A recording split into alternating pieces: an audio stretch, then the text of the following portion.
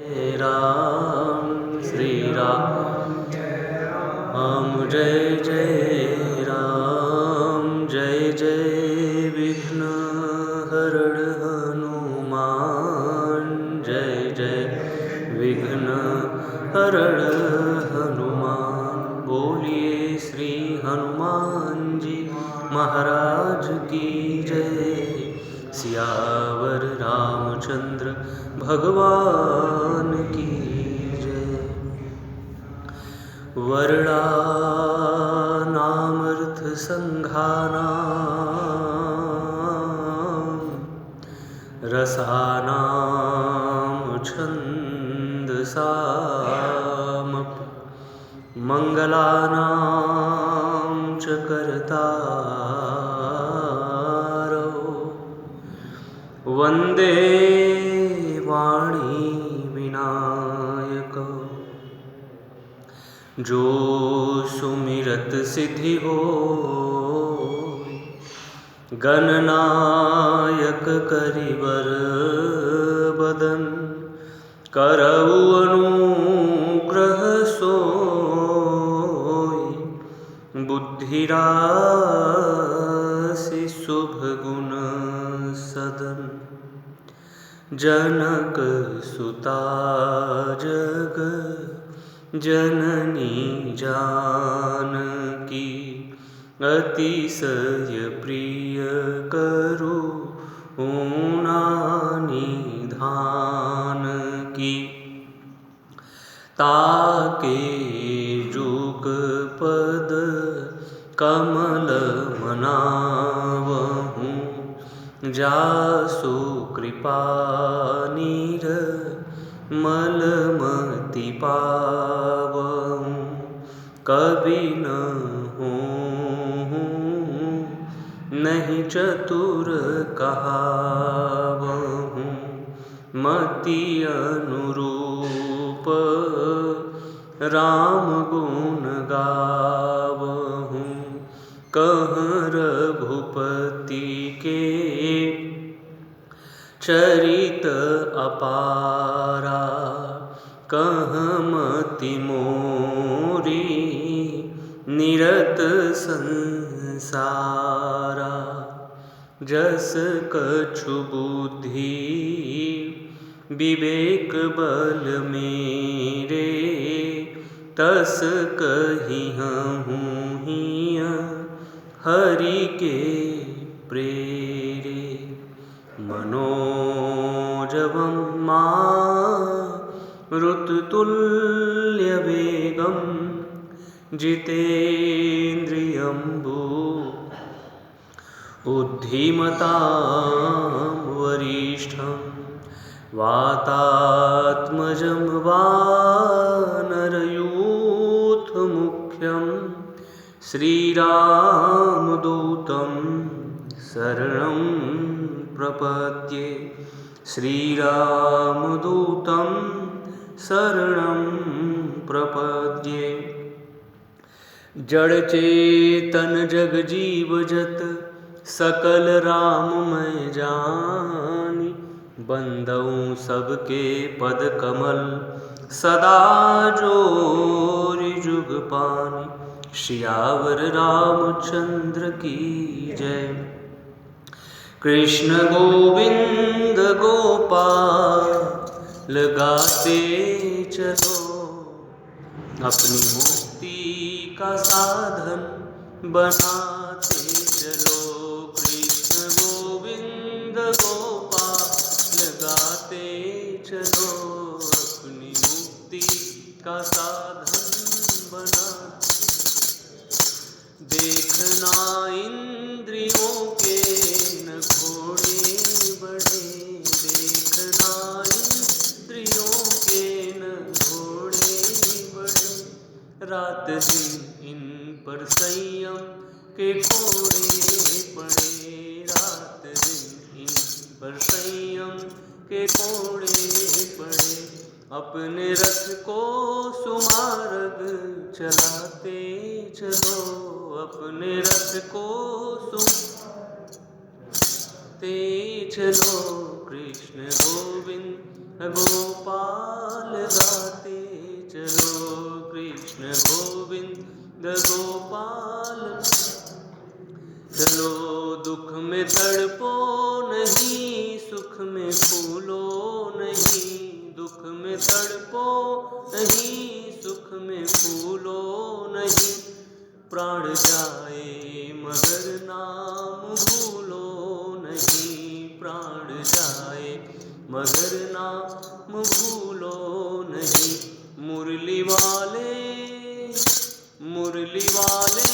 को मन से रिझाते चलो, मुरली वाले को मन से रिझाते, कृष्ण गोविंद गोपाल गाते चलो, कृष्ण गोविंद गोपाल गाते चलो।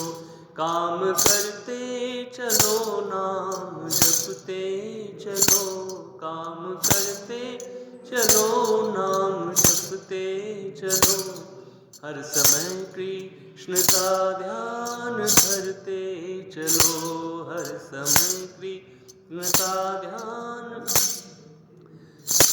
काम की वासना को मिटाते चलो, काम की वासना को मिटाते चलो, कृष्ण गोविंद गोपाल गाते चलो, कृष्ण गोविंद गोपाल गाते चलो। याद आए कि हरि को कभी न कभी, याद आए कि हरि को कभी न कभी, कृष्ण दर्शन तो देंगे कभी न कभी, कृष्ण दर्शन तो देंगे कभी न कभी।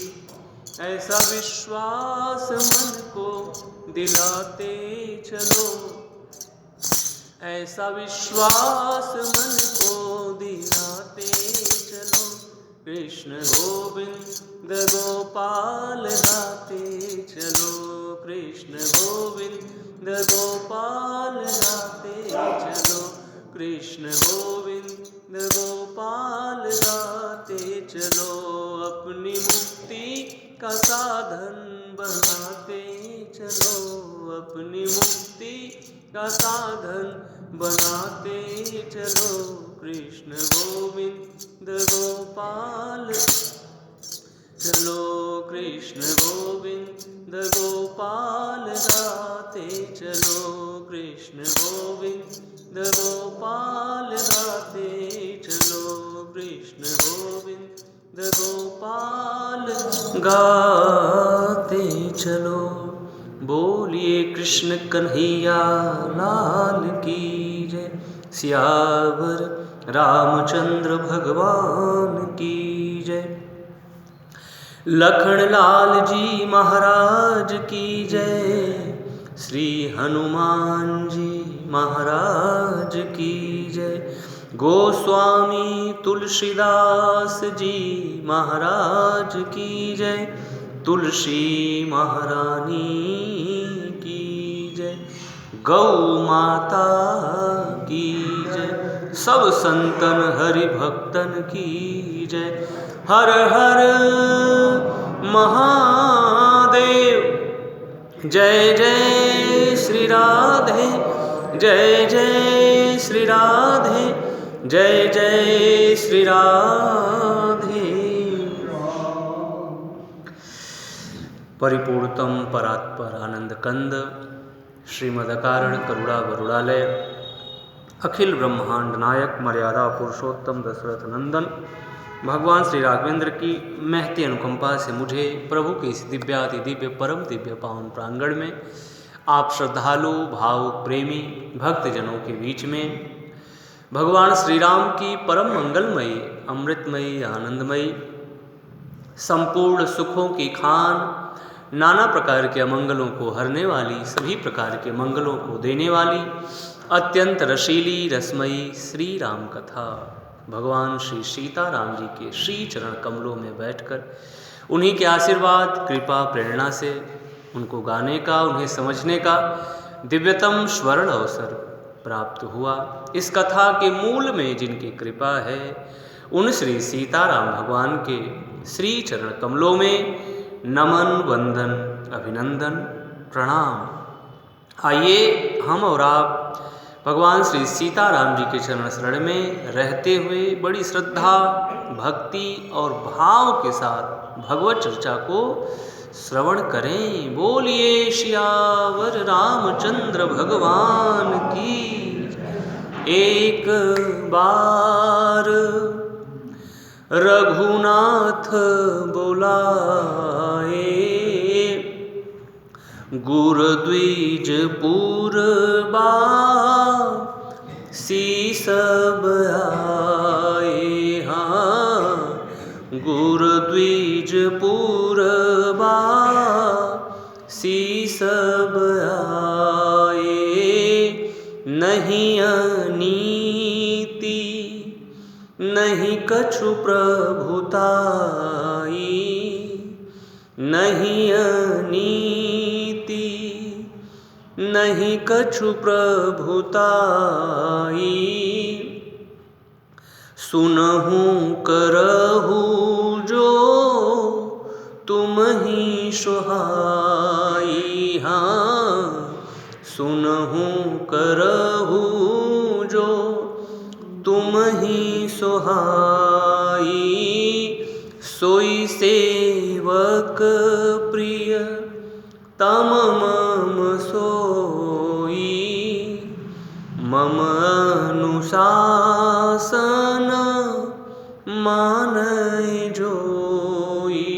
हाँ, मम अनुशासन मानय जोई। जो अनीति कछु भाखों भाई, तो मोहि बरजहु भय बिसराई। बड़े भाग मानुष तनु पावा, सुर दुर्लभ सब ग्रंथ निगावा। साधन धाम मोक्ष कर द्वारा, साधन धाम मोक्ष कर द्वारा। पाइन जेहि पर लोक संवारा। पाइन जेहि पर लोक संवारा। जो न तरै भव सागर, नर समाज अस पाई। जो न तरै भव सागर, नर समाज अस पाई। सो कृत निंदक मंदमती, आत्माहन गति जाय। सो कृत निंदक मंदमती, आत्माहन गति जाय। बोलिए सियावर रामचंद्र भगवान की जय।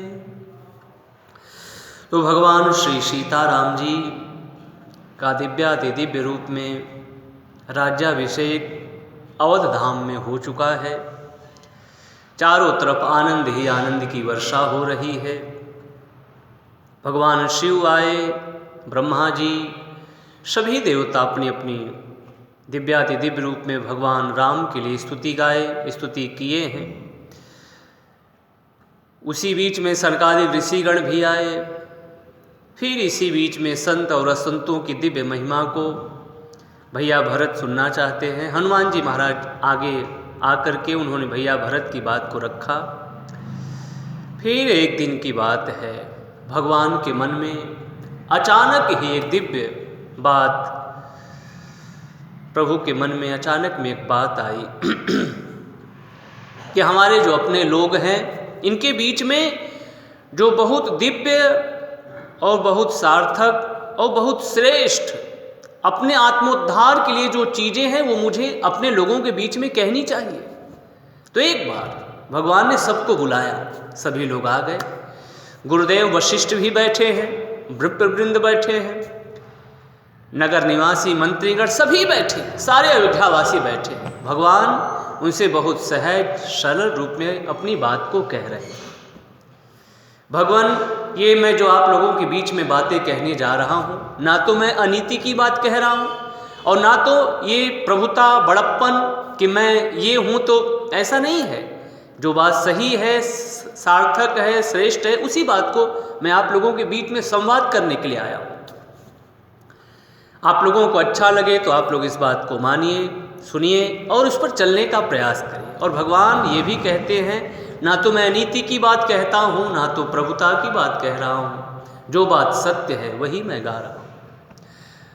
और गाते गाते भगवान ये भी बोले, वही मेरा सेवक होगा, वही मेरा प्रियतम होगा, जो मेरे अनुशासन में चलेगा, मेरी अनुशासन, मेरी छत्रछाया में जो मैंने कुछ कहा है उस पर वो चलने का प्रयास करेगा।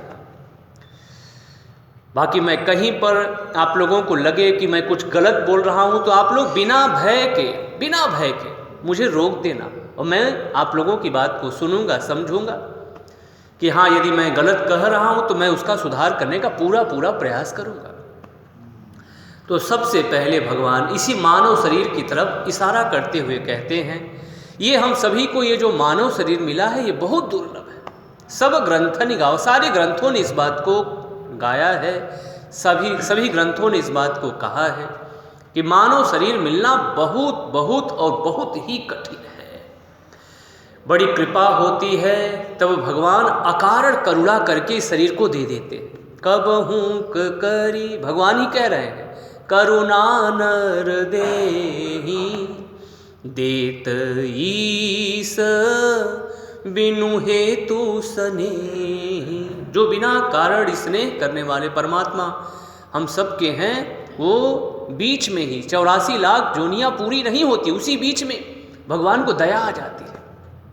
ये जीव कितना भटक रहा है, परेशान है, अब इसे मुझे मानव का शरीर दे देना चाहिए जिससे कि अपना आत्मोद्धार कर ले, अपना आत्मचिंतन करे, एक सही गति सही दिशा में वो प्राप्त हो जाए। पुनरपि जननम पुनरपि मरणम का ये जो दुष्चक्र लगा है ये इसके जीवन से अब मिट जाए।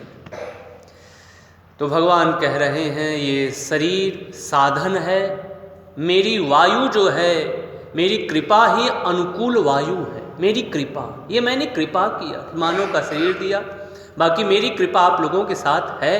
तो जो सद्गुरु देव भगवान हैं वही मानो इस नाव को खेने वाले हैं, मानो वही कर्णधार हैं।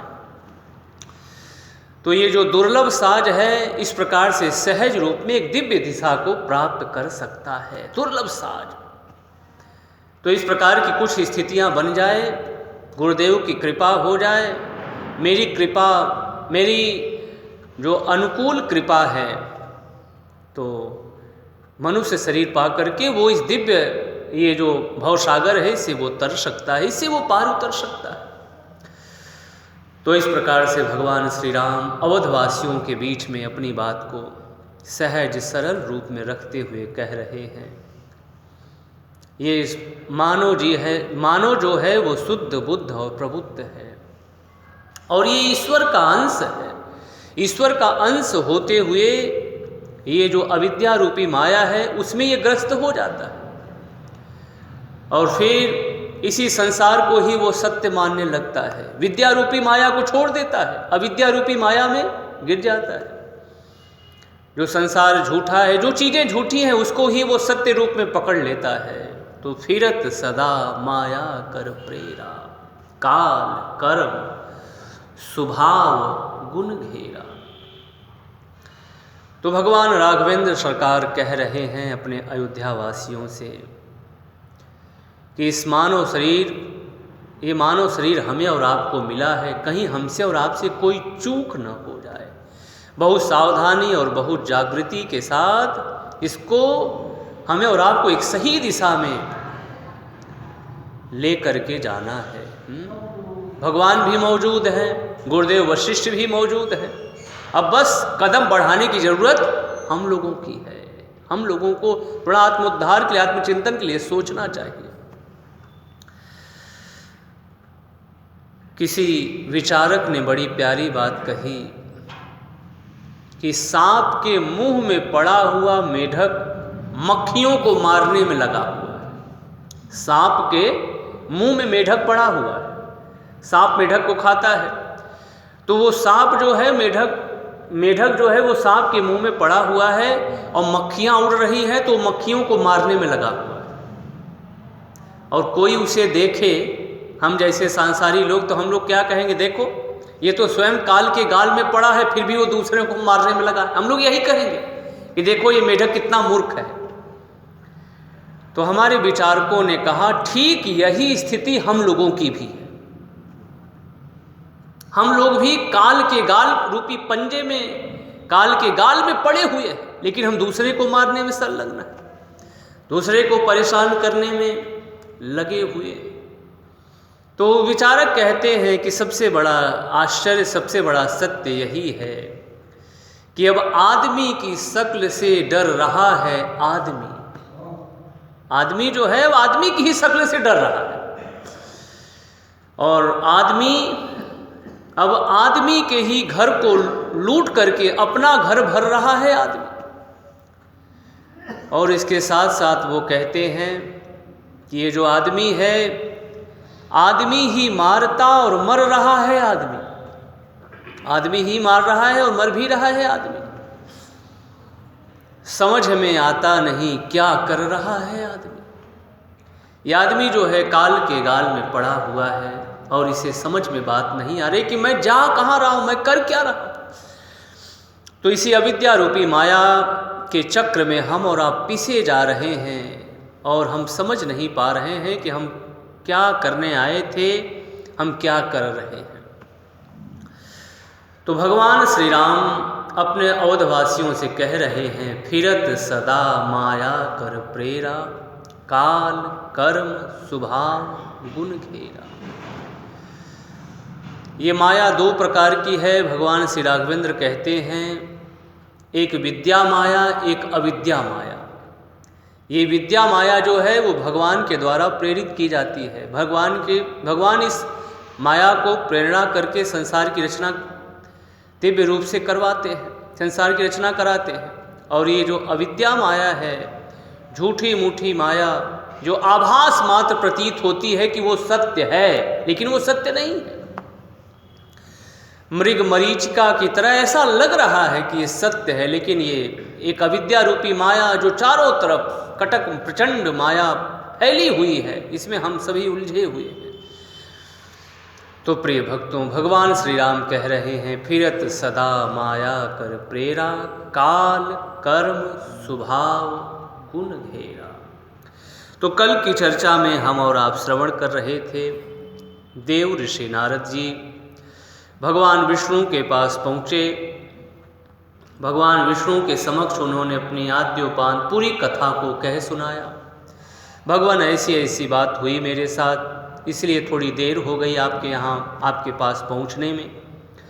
तो भगवान देव ऋषि नारद जी की बात को सुन करके दुखी हुए कि भगवान, ये जो आप काम क्रोध लोभ की विजय की बात आप मुझे बता रहे हैं, आपका तो नाम ही ऐसा है कि जितने भी अज्ञान अंधकार हैं, जितने भी कलमश हैं, वो सभी दूर हो जाते हैं आपके नाम मात्र से। और आप कह रहे हैं कि मैंने जीत लिया। भगवान की सीधी सरल दिव्य बात को भी नारद जी नहीं समझ पा रहे हैं, क्योंकि माया ने उनको टच कर लिया है, छू लिया है। और जब माया ने छू लिया है तो सही बात समझ में नहीं आती। तो भगवान से ऐसा कह करके कि प्रभु ये सब कृपा आपकी है, ऐसा कह करके चल पड़े। भगवान ने मन में विचार किया कि देव ऋषि नारद जी जो मेरे अपने बहुत खास हैं, प्रिय हैं, मेरे प्रेमी हैं, मेरे भक्त हैं, उन्हें मुझे ठीक करना है। भगवान ने ठान लिया और उसके बाद अपनी माया को भगवान ने बुलाया और भगवान ने कहा, एक दिव्य माया की रचना करो, दिव्य संसार की रचना करो। ये वही विद्या माया है। ये जो माया का एक दिव्य रूप में विस्तार किया जा रहा है भगवान के माध्यम से, ये विद्या माया है। इसमें व्यक्ति ग्रसित नहीं होता बल्कि उभर जाता है। तो एक दिव्य श्रेष्ठ नगर का निर्माण ये विद्या माया भगवान के द्वारा जो प्रेरित है वो करती है। गोस्वामी तुलसीदास जी महाराज कहते हैं इस नगर के राजा का नाम है शीलनिधि और उनकी एक कन्या है विश्वमोहिनी, जो इतनी सौंदर्यवान है कि वो लक्ष्मी जी के भी सौंदर्य के मद को छुड़ाने वाली है। भगवान की माया है तो भगवान की माया तो वैसे ही ये संसार की माया तुच्छ है, फिर भी हमें बहुत प्यारी लगती है, अच्छी लगती है, और भगवान की माया हो तो फिर उसका तो कहना ही, वो तो विद्या माया है। तो विद्या माया बहुत सुंदर है, बहुत सुंदर रूप में सजी संवरी है। लक्ष्मी मैया के भी मानो सौंदर्य को उनसे भी वो श्रेष्ठ है, दिव्य सौंदर्य से परिपूर्ण है। और उसके बाद वो जो नृप बाला है वो स्वयंवर करना चाहती है, स्वयं वर की खोज करना चाहती है, स्वयं वर वो पाना चाहती है। स्वयंवर यानी स्वयं के लिए वर की खोज कर रही है। पहले के समय में स्वयंवर भी होते थे। तो इस प्रकार से वो जो विद्या माया है, जो विश्वमोहिनी नाम की वो कन्या है, राजा शीलनिधि की पुत्री, वो स्वयंवर करना चाहती है। देवर्षि नारद बाबा उसी रास्ते से ऊपर की तरफ जा रहे हैं और उन्होंने देखा नीचे की तरफ तो दिखाई पड़े बहुत सारे संसारी राजा वहाँ पर आए हुए हैं। और वो सारे संसारी राजा एक दिव्य वेशभूषा के साथ सुसज्जित हैं और उस नगर में बड़ी चहल पहल है, बड़ा दिव्य उसका मनोरम बड़ा दृश्य है। उस दृश्य को देख करके देवर्षि नारद जी ठगे से रह गए, ये क्या बात है, यहाँ पर चल करके मुझे देखना चाहिए। देवर्षि नारद जी भी बड़े कौतुकी हैं, बड़े मौजी संत हैं, कभी यहाँ कभी वहाँ, कभी कहाँ कभी कहाँ। संत जो होते हैं अच्छे अच्छे संत बड़े खिलवाड़ी होते हैं, बड़े कौतुकी, बड़े मौजी होते हैं। भगवान भी बड़े मौजी हैं, बड़े कौतुकी। वैसे तो भगवान उदासीन है, निर्विकार है, निर्गुण है, मान अपमान भेद जो भी अभेद हैं सबसे परे हैं, लेकिन फिर भी भगवान ये सब होते हुए भी बड़े कौतुकी हैं, बड़े मौजी हैं, बड़े खिलवाड़ी हैं। भगवान को भी बड़ा आनंद आता है। और जो बड़े बड़े संत होते हैं अच्छे अच्छे पहुँचे हुए, उनके भी बड़े बड़े कौतुक होते हैं। तो देवर्षि नारद जी बड़े कौतुकी संत हैं। कहाँ, इसीलिए तो लोग कहते हैं ना कभी यहाँ कभी वहाँ, ये क्या है, कौतुक नहीं तो क्या है। जिसके मन में किसी के प्रति न राग है न द्वेष है। दैत्य भी मेरे हैं, जो देवता हैं वो भी मेरे हैं। कंस को सुनाई आकाशवाणी कहती है कि 8वां पुत्र वध करेगा। तो वसुदेव भगवान जब पहला पुत्र लेकर के आए तो कंस के मन में थोड़ी दया की भावना आ गई। मेरी मृत्यु तो 8वें के हाथ से लिखी, ये पहला पुत्र, नहीं नहीं ले जाओ वसुदेव, तुम्हारी सत्य प्रतिष्ठा को देख करके मैं नतमस्तक हूँ, मैं तुमको वंदन करता हूँ। तो आ गए देवर्षि नारद जी, अरे भगवान छोड़ क्यों दिए, हो सकता है पहला ही 8वां हो, 8वां ही कमल का पुष्प लिए। कई प्रकार की बातें हमारे विद्वान संत कहते हैं कि वो कहते हैं इधर से आप गिनिए तो कहते हैं पहला ही 8वां है, 8वां ही पहला है। हो सकता है पहला ही 8वें के रूप में आए, 8वां ही पहले के रूप में आए। ये क्या है, मुझे तो यही लगता है ये कौतुक नहीं तो क्या है, ये कौतुक ही है। कौतुकी होते हैं अपने बड़े बड़े अच्छे उच्च कोटि के संत। तो देवर्षि नारद बाबा भी इधर उधर विचरण करते हैं, लेकिन किस लिए, लोगों के मंगल के लिए, लोगों के कल्याण के लिए। तो प्रिय भक्तों, यहाँ पर भी देवर्षि नारद जी खिलवाड़ी हैं, मौजी तो हैं ही, लेकिन एक अविद्या रूपी माया ने और टच कर लिया है, छू लिया है, इसलिए वो और परेशान हो उठे हैं। सही बात सही रूप में नहीं समझ रहे हैं, बल्कि जो झूठी बात है उसी को सही रूप में वो समझ रहे हैं। तो वो चले आए शीलनिधि राजा के नगर में और उन्होंने बड़ी चहल पहल देखी। तो लोगों से पूछा क्या बात है, यहाँ इतनी चहल पहल क्यों है, कोई उत्सव है क्या, कोई आयोजन हो रहा है। तो लोगों ने बताया हाँ भगवान, यहाँ का जो राजा है उसका नाम शीलनिधि है, उसकी कन्या का नाम विश्वमोहिनी है, वो स्वयंवर करना चाहती है। तो हम सभी राजा आए हैं उसको वरण करने के लिए, बाकी उसकी मर्जी, वो जिसे वरण करे, लेकिन हम सब आए हैं, हम लोगों के पास भी ये खबर पहुंची तो हम लोग भी आए। अच्छा, अब वो उधर चल पड़े। जिधर शीलनिधि राजा का राजमहल था, जब वो पहुंचने को हो रहे तब तक शीलनिधि राजा को सुनाई पड़ा कि अरे देवर्षि नारद जी आ गए। तुरंत शीलनिधि राजा ने आगे बढ़ करके उनका स्वागत किया। आइए आइए भगवान, स्वागत है, मेरे नगर में आपका स्वागत है। अहो भाग्य हमारे जो संत पधारे, आइए आइए भगवान आइए, बैठिए बैठिए। दिव्य रूप में उनका आतिथ्य सत्कार संपन्न किया। आतिथ्य सत्कार संपन्न करने के बाद अपनी राजकुमारी को ले आए। जब राजकुमारी को ले आए तो उन्होंने कहा इनके हस्तरेखा को देखिए, आप बताइए। अब हम और आप हमेशा जागृत में रहें, ध्यान रखें, ये भगवान की माया है, ये भगवान की विद्या माया है। उसमें शीलनिधि नाम के एक राजा हैं जो बड़े सुसंस्कृत, बड़े सभ्य, शील से परिपूर्ण, और उनका जो वैभव विलास है, सैकड़ों इंद्र भी उनके सामने कुछ नहीं है, सैकड़ों इंद्र। ये भगवान की माया है। और इस प्रकार से अपनी जब राजकुमारी को ले आए तो उनके हस्तरेखा को देखने लगे। ये भी माया है, ये विद्या माया है, ये विश्वमोहिनी विद्या माया है। अब जब उसकी रूपरेखा को देखने लगे तो कुछ देर तक तो उसको देखते ही रह गए, और उसके बाद जब हस्तरेखा की तरफ उनका ध्यान गया तो उन्होंने विचार किया, अरे ये तो बहुत श्रेष्ठ है, जो इसको बरे या ये जिसको बरे वो अमर रहेगा। चर अचर जितने भी संसार के जीव हैं सब उसकी सेवा करेंगे। वो हमेशा हमेशा यश प्रतिष्ठा का भाजन होता रहेगा, उसे यश कीर्ति की पताका उसकी फहरती रहेगी। बड़े बड़े इसके सद्गुण विद्यमान हैं इसकी हस्तरेखा में। अब इस प्रकार की बातें वो मन ही मन वो रख लिए, लेकिन कुछ बता नहीं रहे हैं शीलनिधि राजा को। तो उन्होंने पूछा, भगवान बताइए मेरी कन्या सुलक्षणा है ना, सब प्रकार की गुणों से संपन्न है ना? तो उन्होंने कहा हाँ आपकी कन्या बड़ी सुलक्षणा है। बस इतनी ही बातें बोले, बाकी अंदर और जो बातें उनके अंदर उठ रही हैं, जो जानते हैं उस बात को वो अंदर ही अंदर अपने में ही मगन हो रहे हैं कि जो ये ही बरई अमर सोई होई, समर भूमि ते ही जीत न कोई। जो इसको बरेगा वो अमर हो जाएगा, समरांगण में कोई उसे जीत नहीं सकता। अंदर ही अंदर हिलोरे भर रहे हैं आनंद के। तो इस प्रकार से प्रिय भक्तों, देवर्षि नारद बाबा को एक विद्या माया का स्पर्श हो गया। अविद्या माया से ग्रस्त तो थे ही, और इसमें विद्या माया भी जुड़ रही है। ध्यान दीजिए, दोनों माया लगी हुई है, लेकिन ये विद्या माया इनका मंगल करने के लिए आई है, ये विद्या माया इनका कल्याण करने के लिए आई है।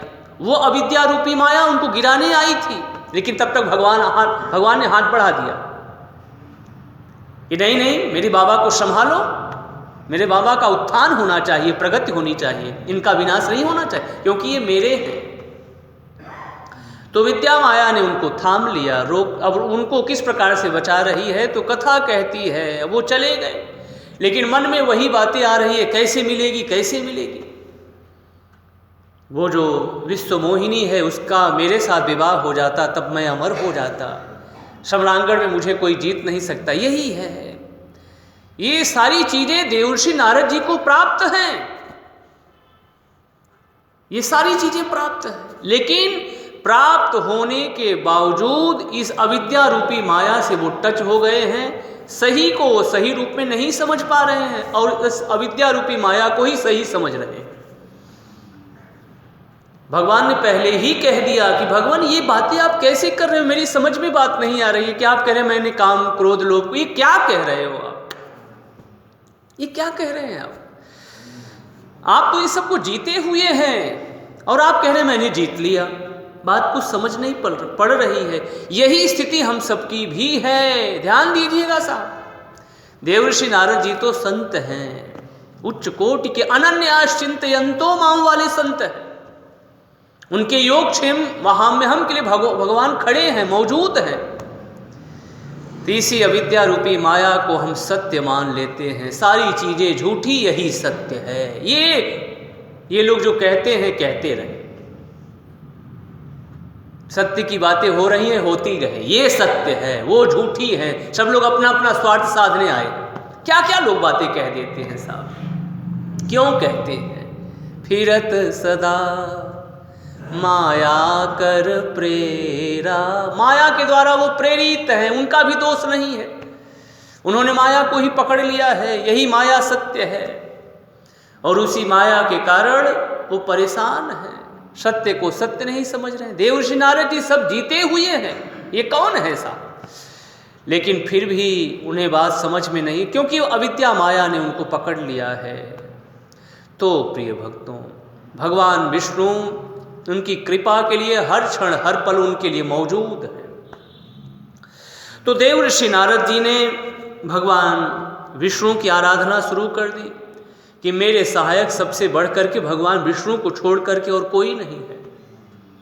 और जैसे ही उन्होंने याद किया भगवान को, भगवान की ही तो लीला चल रही है, तुरंत उनके सामने प्रकट हो गए। हाँ भगवान, बोलिए बोलिए, क्या बात है? प्रभु वो एक शीलनिधि नाम के राजा हैं, उनकी एक विश्वमोहिनी नाम की कन्या है, वो स्वयंवर कर रही है, बहुत सारे राजा वरण करने के लिए आए हैं, मैं भी गया था। तो प्रभु मैं चाहता हूँ कि आप मेरे सहायक बन जाएं, मेरा विवाह उसके साथ हो जाए तो बड़ा अच्छा रहता। कहते कहते ये भी बोल पड़े कि जेहि विधिनाथ होई हित मोरा, करऊं सुबेगी दास मैं तोरा। हम और आप ये बात हमेशा नोट करें, हमेशा याद रखें। जो भगवान के सच्चे पक्के और अच्छे भक्त होते हैं न, उनके रोम रोम में भक्ति बसी है, उनके रोम रोम में भक्ति के वो सागर में डूबे हैं प्रिय भक्तों, और उनके रोम रोम से हरि नाम का संकीर्तन होता रहता है। जो सच्चे पक्के और अच्छे भक्त हैं उनकी बात कही जा रही है। तो ये देवर्षि नारद जी वही भक्त हैं, सच्चे पक्के और दिव्य अच्छे भक्त भगवान के। ये संसार की कुछ भी बातें करें लेकिन घूम फिर करके आ जाएंगे जेहि विधिनाथ होई हित मोरा। मैं आपसे अलग नहीं हूं भगवान, मैं कहीं भी रहूंगा लेकिन आपका ही बन करके रहूंगा, मैं आपका दास हूं। जो अच्छे भक्त होते हैं वो लास्ट में, अंत में वहीं आ जाते हैं, प्रभु मैं क्या करूं, मैं समझ नहीं पा रहा हूं, लेकिन मैं अब आपसे यही कह रहा हूं जेहि विधिनाथ होई हित मोरा। वैसे मैं समझ नहीं पा रहा हूं कि ये बात सही है कि झूठ है। उनका कहने का एक मतलब ये भी है कि मैं शादी विवाह करने जा रहा हूं, मैं समझ नहीं पा रहा हूं ये बात सही है कि गलत है, लेकिन प्रभु मैं आपका दास हूं, और दास होने के नाते मेरा ये अधिकार बनता है कि मैं आपसे कहूं कि जिस भी प्रकार से मेरा हित हो आप वही करिएगा, उसको छोड़कर और कुछ मत करिएगा। भक्तराज अर्जुन ने बहुत प्रकार की बातें कही कि प्रभु ये मेरे अपने लोग हैं, इनको मैं मारूं तो मारूं कैसे? क्यों, क्या बात है? बोले कथम भीष्मम हम शंखे द्रोणम च मधुसूदन इसुभी प्रतियोत्स्यामि पूजार्हारि सूदन। ये पूजने योग्य हैं, ये मेरे बाबा हैं, मेरे दादा हैं, मेरे गुरु द्रोणाचार्य हैं, इनके ऊपर मैं बाण चलाऊं भी तो कैसे चलाऊं? बहुत बातों को बोल पड़े, लेकिन लास्ट में क्या बोले? बोले प्रभु कार्पण्य दोषो पहत स्वभाव पृच्छामि त्वाम धर्म सम्मूढ़ चेता। ध्यान दीजिए, धर्म सम्मूढ़ चेता। इसलिए प्रभु मैं लास्ट में आपसे यही बात कहता हूं कि शिष्यस्तेहम साधिमाम त्वाम प्रपन्नम शिष्यस्तेहम। मैं आपका शिष्य हूं, और जिस किसी भी प्रकार मेरा मंगल हो, कल्याण हो, आप वही करिएगा, उसको छोड़ करके कुछ भी मत करिएगा। लास्ट में वही बात आ गई। मैं बहुत बात बोले, ये है वो है, ऐसा हो जाएगा वैसा हो जाएगा, बहुत बात, लेकिन बोलते बोलते लास्ट में वही आ गए, क्योंकि वो भक्त हैं। और मेरी समझ यही कहती है मुझे कि जो भक्त होते हैं उनके रग रग में भक्ति बसी है, उनके रग रग में भक्ति बसी होती है। वो भगवान को छोड़ करके कहीं जाने वाले ही नहीं है। घूम, थोड़ा सा हो सकता है भटक जाए, थोड़ा भटक जाएंगे। अर्जुन भटक गए, भक्तराज अर्जुन भी अपने स्वजनों को देखकर भटक गए। कैसे मारो, कैसे युद्ध करो, नहीं लड़ूंगा, थोड़ा ये भटकना ही है। देवर्षि नारद जी भी भटक गए। प्रभु ये काम क्रोध लोभ को मैंने जीत लिया, फिर मैंने जीत लिया, ये थोड़ा भटक गए। क्या भगवान नहीं जानते मेरा अर्जुन भटक गया है, मुझे इसको सही दिशा में लाना होगा? क्या भगवान विष्णु नहीं समझ रहे मेरे बाबा भटक गए हैं, मुझे इनको सही दिशा में करना है? उसके लिए वो तत्पर हो गए हैं। तो फिर मैं वही बात फिर से कहूं कि जो भक्त होते हैं वो घूम फिर कितना भी इधर उधर जाएं, चले गए, हो सकता है इस संसार की दुस्तर माया प्रबल है, इस माया को देख करके, लेकिन वो लास्ट में फिर वहीं आ जाएंगे कि ब्रह्म सत्यम जगत मिथ्या। तो जे ही विधिनाथ होई हित मोरा करो सो बेगी। हाथ जोड़ लिए, मैं समझ नहीं पा रहा हूं मैं क्या करूं। वही अर्जुन वाली बात, भक्तराज अर्जुन वाली बात। तो देव ऋषि नारद जी, मैं आपका दास हूं, मेरा हित करनी है प्रभु, जैसे भी हो। तो भगवान ने कहा, भगवान आप हित की बात कह रहे हो, तो मैं तो आपके परम हित के लिए बैठा हूं और उसी के लिए आया हूं। जे ही विधि हो ही परम हित, नारद सुनहु तुम्हार, सोई हम करब नयान कछु, वचन न मृषा हमार। मेरा ये वचन अन्यथा नहीं होगा, आपका जिस प्रकार से परम हित होगा मैं वही करूंगा, उसको छोड़ करके और कुछ नहीं करूंगा। हम हित के लिए परेशान हैं, भगवान परम हित के लिए हमारे परेशान हैं। ये कृपालुता है, दयालुता नहीं तो क्या है? हम हित के लिए हमारा हित कैसे हो, हम कैसे आगे बढ़ेंगे? भगवान कह रहे कैसे आपका परम मंगल होगा, कैसे आपका परम हित होगा, मैं उसके लिए तत्पर हूँ। तो भगवान मैं एक बात आपसे और कहूँ, देवर्षि नारद जी से भगवान विष्णु कह रहे हैं, ये जो आपकी बातें हैं ये तो भगवान योगीराज, ये तो ठीक उसी प्रकार की बातें हैं जिस प्रकार से कोई रोगी रोग से इतना दुखी हो गया है कि वो वैद्य से कह रहा है कि हे वैद्य जी, ऐसी दवा मुझे खिला दीजिए जिससे कि मेरा प्राणांत हो जाए, मैं बहुत रोग से दुखी हो गया। तो क्या जो चतुर वैद्य होते हैं, समझदार वैद्य होते हैं, क्या वो उसे इधर उधर व्यर्थ की दवा खिलाते हैं? नहीं खिलाते। जो समझदार वैद्य होते हैं, बल्कि वो उस रोग का निदान करते हैं। तो भगवान आज आप मुझसे एक ऐसा कुपथ्य मांग रहे हैं, थोड़ा इस अविद्या माया के कारण, जो आपके लिए हित के लिए नहीं है। तो मैं कुछ अब आपके लिए कुछ ऐसे कार्य करूँगा, कुछ ऐसी आपको एक दवा दूंगा जिससे आपका हित नहीं परम हित होगा। जिस प्रकार से अच्छे वैद्य, रोगी कितना भी आक्रांत हो, रोग से दुखी हो, लेकिन अच्छे वैद्य कभी उसे इधर उधर व्यर्थ की दवा नहीं खिलाते, उसी प्रकार से आप अविद्या रूपी माया में गिरे हैं और संसार को मांग रहे हैं, संसार के सुख भोग को पाना चाहते हैं, लेकिन मैं आपके परम हित के लिए वो सारी चीज़ें नहीं दूंगा। मैं वही दवा दूंगा, वही आपके लिए भेषज का अनुदान करूंगा, वही उस दवा को मैं दूंगा जिससे कि आप रोग मुक्त हो जाएं और ठीक हो जाएं। तो कुपथ माग रुज व्याकुल रोगी, वैदन देई सुनहु मुनि जोगी, यही विधहित तुम्हार मैं ठयऊ, कहियस अंतर हित प्रभु भयो। ऐसा कह करके भगवान अंतर्धान हुए। देव ऋषि नारद जी को ये लगा कि भगवान ने मुझे सुंदर रूप प्रदान कर दिया। अब इतनी बातें भगवान कह रहे हैं जिससे आपका मंगल होगा। कुपथ माग रुज व्याकुल रोगी, लेकिन वैद्य न दे सुनो मुनि जोगी। हम सबकी भी बात यही है, हमें सही बात, हमारे शास्त्रों की बात, मैं कोई अलग नहीं हूं, मैं भी उसी रास्ते में हूं, जहां आप हैं वहीं हम हैं, लेकिन हम सही बात को सही रूप में नहीं समझ रहे हैं। जो संसार की चीजें हैं उसी को हम सही मान बैठे। हमारे शास्त्र हमें बता रहे हैं, लेकिन फिर भी हमें वो बात समझ में नहीं आ रही है। भगवान सीधी सीधी बात कह रहे हैं, जे ही विधि होई ही परम हित, कुपथ माग रुज व्याकुल रोगी, वैद न दे सुनो। लेकिन फिर भी देवर्षि नारद जी संसार की माया से ऐसे ग्रस्त हैं, नहीं नहीं कुछ भी हो जाए मुझे तो बस वही चाहिए, मुझे तो बस वही मिल जाए। हम कितना भी समझाते रहते हैं लेकिन फिर भी कहते नहीं हमें तो वही अच्छे लगते हैं। यही संसार की माया भगवान दिखा रहे हैं, जिसमें हर व्यक्ति हर प्राणी उलझा हुआ है। तो देवर्षि नारद जी फूले नहीं समा रहे हैं कि भगवान ने मुझे सुंदर रूप प्रदान कर दिया। वो गए जहाँ राजाओं की मंडली बैठी थी, वहाँ पर वो भी गए और खूब अंदर ही अंदर अभिमान से भरे हैं। खूब सुंदर मुझे भगवान विष्णु ने, मेरे जो सहायक हैं, मेरे जो हितू हैं, उन्होंने सुंदर रूप मुझे दे दिया है। और सुंदर रूप पा करके वो अभिमान में फूले, मेरा रूप बहुत सुंदर है।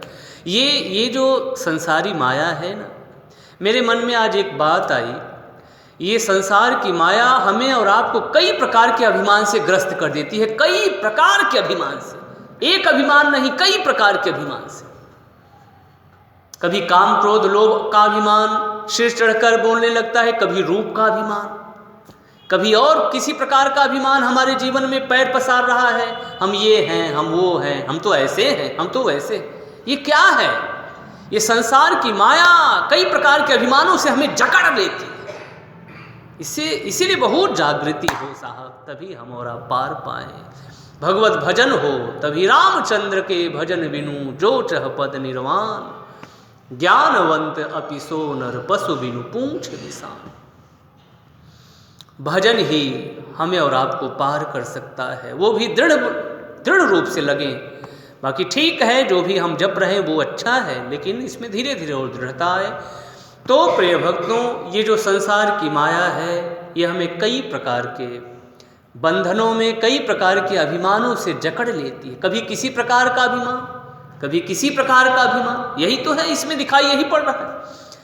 मेरे समझ में, मैं पढ़ रहा था, मेरे समझ में यही बात आई कि एक अभिमान नहीं बल्कि कई प्रकार के अभिमान से हम ग्रस्त हो जाते हैं। कभी ये अभिमान, कभी वो अभिमान, कभी कौन सा अभिमान। तो इस प्रकार से देवर्षि नारद जी महाराज हृदय रूप अहमिति अधिकाय, रूप के अभिमान से अब अभी तक तो काम क्रोध लोभ के अभिमान से ग्रसित थे, संसारी माया से ग्रसित थे, अब रूप के अभिमान से ग्रसित हो गए। मेरा रूप बड़ा सुंदर हो गया। और भगवान ने उनके कल्याण के लिए थोड़ा उन्हें बंदर का रूप दे दिया, अपना ही रूप दिया। उन्होंने कहा भी था कि आपन रूप देव प्रभु मोहि, आन भांति नहीं पावो। तो भगवान ने अपना ही रूप दिया। हमारे शास्त्र और हमारे विद्वान कहते हैं हरि का रूप बना दिया, बंदर का रूप दे दिया। बंदर भी भगवान का ही रूप है। तो उन्होंने कहा था, भगवान ने तो कहीं कोई गलती तो किया नहीं, जो मांगा वो पाया आपने। कहीं कोई गलती किया भगवान ने? आपने कहा अपने तरह, तो मेरा रूप बंदर का है, मैं अपने बंदर का रूप दे रहा हूँ और आपके परम कल्याण के लिए, परम मंगल के लिए। तो इस प्रकार से देवर्षि नारद जी एक दिव्य रूप को प्राप्त कर चुके हैं और शरीर भी बड़ा भयंकर हो गया है। भगवान ने इसी प्रकार से देवर्षि नारद जी को बना दिया। अब वो सारी राजमंडली बैठ गई दरबार में। अब मानो विश्व मोहिनी अपने हाथ, कमल रूपी कमलवत हाथ में सुंदर जयमाला लेकर के निकलती। और जैसे ही लेकर के निकली, मानो देवर्षि नारद जी बैठे हैं। अब देवर्षि नारद जी को ये लग रहा है कि वो जो विश्व मोहिनी आएगी, ये जो जयमाला है मेरे गले में डाल देगी, क्योंकि मैं सबसे सुंदर हूँ। अब वो देख तो नहीं रहे, दर्पण में तो देख रहे नहीं है कि मेरा रूप कैसा है। अब उन्हें ऐसा लग रहा है कि ये जो विश्व मोहिनी है ये मेरे गले में जयमाला डाल देगी। और उसके बाद कथा कहती है कि जब देवर्षि नारद जी रूप के अभिमान में बैठे हुए हैं, अचानक में वो जो विश्व मोहिनी अंदर जब उसने प्रवेश किया और देवर्षि नारद जी की तरफ उसका ध्यान गया, तो मरकट बदन भयंकर देहि, भयंकर देह और मरकट बंदर का रूप देख करके वो उसने अपने सखियों का उधर नहीं जाना है, इधर चलो। यहाँ पर एक गुप्त बात और है प्रिय भक्तों, उसे भी हम और आप साझा करते चलें। भगवान कहीं पर भी अपने जो श्रेष्ठ और अच्छे भक्त होते हैं ना, उनकी वो कभी नहीं चाहते कि इनकी हंसी कोई उड़ाए। ध्यान दीजिएगा, ये तो हमने और आपने चरित्र को पढ़ लिया है, जान लिया है, इसलिए हम और आप जानते हैं। बाकी वहाँ पर आप वहाँ के प्रसंगों को हम और आप पढ़ें तो मेरे मन में मेरी समझ मुझे यही कहती है, भगवान कभी ये नहीं चाहते कि उनके जो सच्चे पक्के और अच्छे भक्त हैं दुनिया का कोई भी उनकी हंसी उड़ाए, कोई उनके उस चरित्र को देख पाए, बिल्कुल नहीं। भगवान आंखों पर पट्टी डाल देंगे। वो बैठे हैं बंदर के रूप में, भयंकर देह के रूप में, लेकिन किसी किसी को दिखा रहे हैं जिसके लिए जरूरी है, जिसके लिए जरूरी है, जिससे मेरे बाबा एक सही दिशा में आ जाएंगे, सिर्फ उसी को दिखा रहे हैं, बाकी और किसी को नहीं दिखा रहे। और ये मैं कह नहीं रहा हूं बनी बनाई बात, कपोल कल्पित बातें नहीं कह रहा हूं, ये चौपाइयां गा रही हैं, उसी को हम और आप सुन रहे हैं। सो चरित्र लखी काहू न पावा, सो चरित्र, देवर्षि नारद जी के उस चरित्र को कोई लख नहीं पाया। ये तो हमने और आपने सुन लिया है, ऐसा हुआ है, बंदर का रूप पा लिए सब लोग, नहीं, कोई देख ही नहीं पा रहा है। सब लोग किस रूप में देख रहे हैं? नारद जानी, जितने भी राजा हैं वो देवर्षि नारद जी को किस रूप में देख रहे हैं? बोले नारद जानी सब ही सिरुनावा। अगर ऐसे होते तो सभी लोग हंसते, देखो देखो ये भी चले आए विवाह करने, क्या क्या होता, लेकिन कोई नहीं देख पा रहा है। मुझे ऐसा लगता है कि मानो भगवान कहते हैं कि मेरे भक्तों की खिल्ली मत उड़ाना, क्योंकि उनके लिए वो तत्पर है। प्रिय भक्तों, उनके लिए मैं तो हूँ भगतन का दास, भगत मेरे मुकुटमणि। तो भगवान भक्त के हैं और भक्त भगवान के हैं, सच्चे पक्के और जो अच्छे भक्त हैं भगवान उनके लिए हमेशा तत्पर रहते हैं। तो सभी ने नारद जान करके सबने प्रणाम किया, भगवान आइए आइए, स्वागत है। मानो सबको भगवान, वो देवर्षि नारद जी दूसरे रूप में भगवान राजाओं को दिखा रहे हैं, लेकिन वहाँ पर दो भगवान शिव शंकर के गढ़ भी आए थे, वो भी बड़े मौजी हैं। अब भगवान शिव शंकर वैसे ही मौजी लेकिन भगवान शिव शंकर की अद्भुत महिमा है। उनके जो गढ़ हैं वो बड़े मौजी हैं, वो ब्राह्मण का वेश बना करके आए थे, उनको भी कोई समझ नहीं पा रहा है, लेकिन वो सारे चरित्रों को जानते हैं, देवर्षि नारद जी के सारे चरित्रों को जान रहे हैं, और ये भी जानते हैं कि भगवान विष्णु ने इनको सुंदर रूप दिया है। कौन सा रूप दे दिया है? बंदर का रूप बना दिया है। इस चीज को वो देख रहे हैं, लेकिन वो अभी तक चुप हैं, अभी तक शांत है। अब वो कब उनके साथ कुछ ठकुर सुहाती कर रहे हैं, जब देवर्षि नारद जी ने देखा कि वो विश्व मोहित उनकी तरफ देख ही नहीं रही है, वो राजहंसिनी की तरफ अपने सखियों को लेकर के दूसरी दिशा की तरफ जा रही है। तो मानो देवर्षि नारद जी उसके सामने आ गए, अरे भगवान, अरे मुझे भी देखो, मुझे देखो। पुनि पुनि मुनि उक सही अकुलाही, लेकिन फिर भी कोई नहीं देख पा रहा है। ध्यान दीजिए, फिर भी कोई भी राजा नहीं देख पा रहे हैं कि नारद जी को हो क्या गया है। आप देखिए ना वहां पर, नहीं तो लिख देते कि सारे राजा हंस रहे हैं, प्रसन्न हैं, ऐसा लिख देते। कोई भी राजा नहीं समझ पा रहे हैं कि आखिर बात क्या हो रही, क्योंकि इसमें भगवान विष्णु बैठे हैं एकदम से, एकदम सावधानी के साथ। मेरे बाबा गिर रहे हैं, इनको मुझे बचाना है, और सावधानी के साथ बैठे हैं भगवान। और ये जो विश्व मोहिनी माया है, ये विद्या माया है, ये भी बाबा को संभालने के लिए आई है, बाबा को डिगाने के लिए नहीं आई है। ये विश्व मोहिनी, ये प्रभु का बल पा करके संसार की रचना करती है।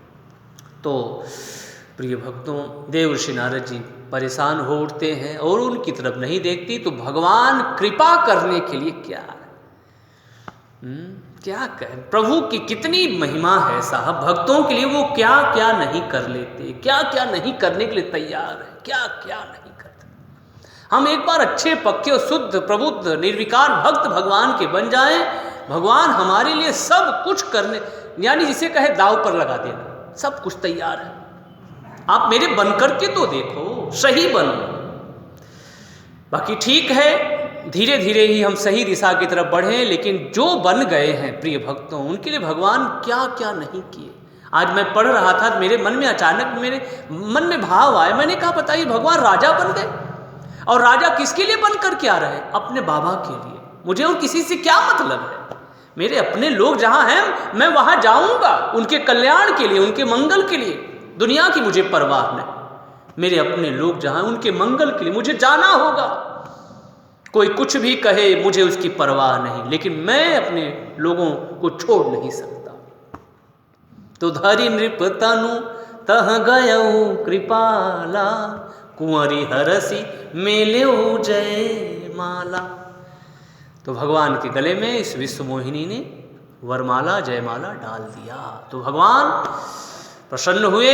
तो इसी प्रसन्नता में भगवान को रहने दीजिए और हम और आप भी प्रभु के साथ जुड़े रहें, बने रहें, लगे रहें और भगवान हम सभी भक्तों का मंगल करें, कल्याण करें। इसी मंगलमय वाक्यों के साथ वाणी को विराम गाइए। श्री राम जय जय राम, श्री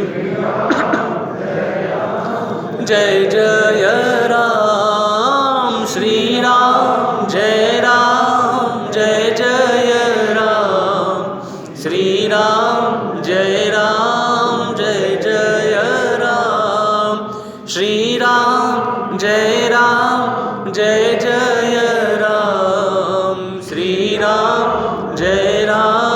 जय जय राम। जय जय विघ्न हरण हनुमान, जय जय विघ्न हनुमान, जय जय विघ्न हरण हनुमान, जय जय विघ्न हरण हनुमान। बोलिए श्री हनुमान जी महाराज की, सियावर रामचंद्र भगवान की, श्री कृष्ण कन्हैया लाल की जय। सभी देवी देवताओं की हर हर महादेव। जय जय श्री राधे, जय जय श्री राधे, जय जय श्री राधे। राम